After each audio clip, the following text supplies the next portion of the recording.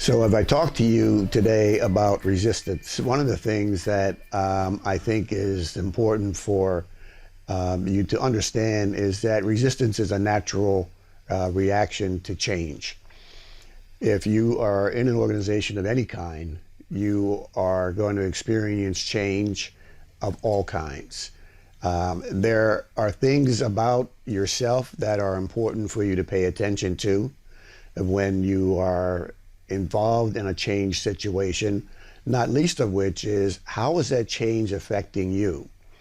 If others are expecting you to lead the change, or if the change is something that you have initiated and you want others to follow your direction, your guidance, it's important for you to, first of all, understand what is your natural reaction or response when you are asked to change, in particular, changing from something that you have been accustomed to doing in a certain way, and now you're being asked if you would do it in a different way.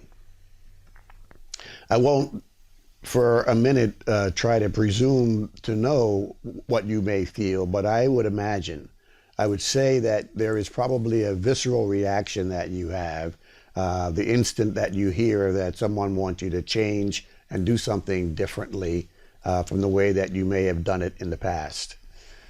That's a normal and human and natural reaction or response to change.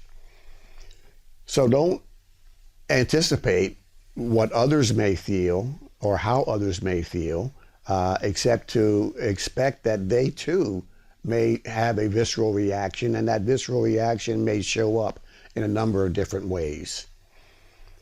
They may show up, and it may show up in a manner in which they appear to be confused about what it is that you're trying to communicate.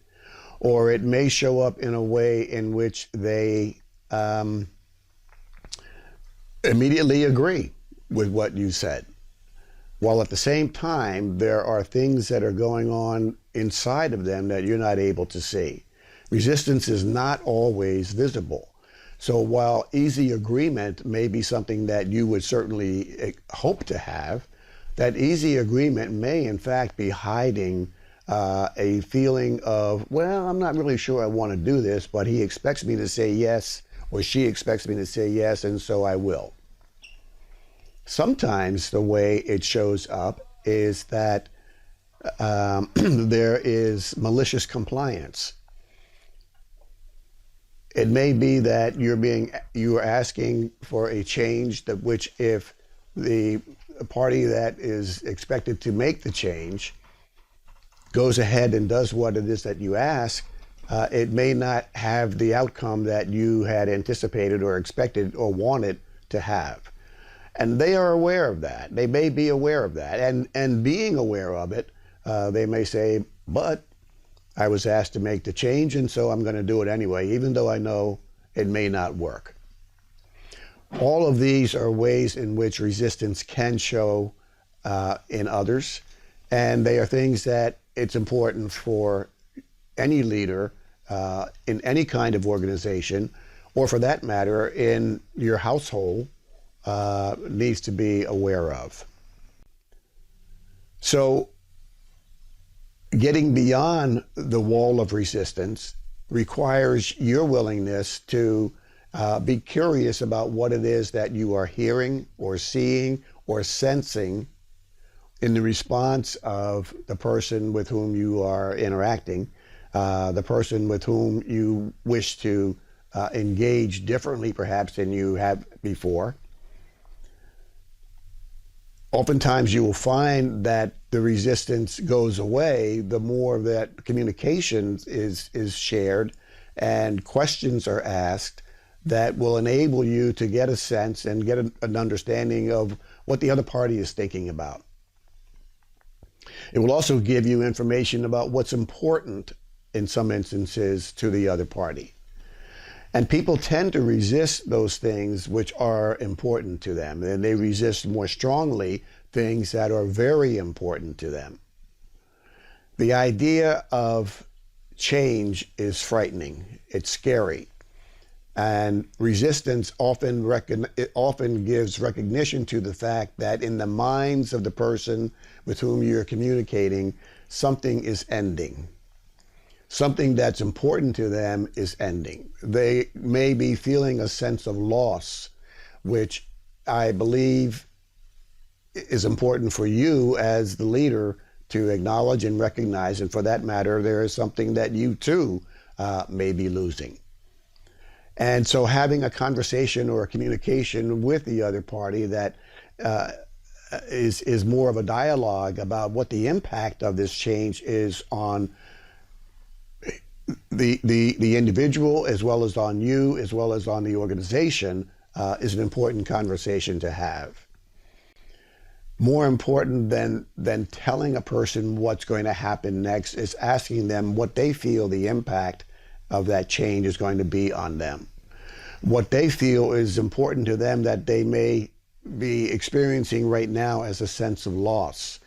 Let me remind you of a model that I discussed earlier during my presentation, and that model is the model that is called transitions. The change is the event that people are experiencing. The change is the event that you may be experiencing. The transition is the psychological adaptation to that change event. And in the transition, there is the necessity to let go, which is to say, to recognize that something is ending, and to move from that ending into a middle space, which William Bridges, who is the author of the book Transitions, calls the neutral zone, and then to move from the neutral zone to a place of new beginnings. If you look at it on a continuum, it is something that for people who are hearing about the change in the first instance, the ending looms large for some people. For others, they may be ready to go but not quite sure, and so they may find themselves in the neutral zone more quickly than others. And then yet for another part of the population, they may be ready to get to the new beginning right away. So endings, neutral zone, and new beginning are important stages of transition, none of which goes away completely over a period of time. And individuals who go through that transition go through it at a different pace. Everyone doesn't get there at the same time. Everyone doesn't get to the new beginning at the same time. Some people linger a little bit longer dealing with things that are being lost. The important thing to pay attention to is there a way to celebrate the ending? Can we put a bow on it and say that we are not going back here anymore, we are moving on, and we're going to try out some new things in the neutral zone, giving people an opportunity to have some input into the ways in which you might try on new behavior in the neutral zone. Some things will work and some things will work not so well. And ultimately, together and collectively, you can decide what's going to work best and move forward into a new place for the organization. So that is a model that I think is an important one to keep in mind as you think about your role in leading others through transition. Things are ending for them, things are ending for you, things are ending for the organization. Is there a way to celebrate? Let's move together into a place where we can try out some new things, some new ways of being together, and ultimately move to a new place or a new beginning. I think that resistance is something that is so important to pay attention to that leaders are remiss when they attempt to move forward without acknowledging the fact that everyone may not be on board. So taking the time to inquire as to what people are thinking, what people are feeling, getting their input as you make decisions about how to move forward will help to lessen the resistance and make it much easier for you and for them, and ultimately for the organization at large in moving from one place to another.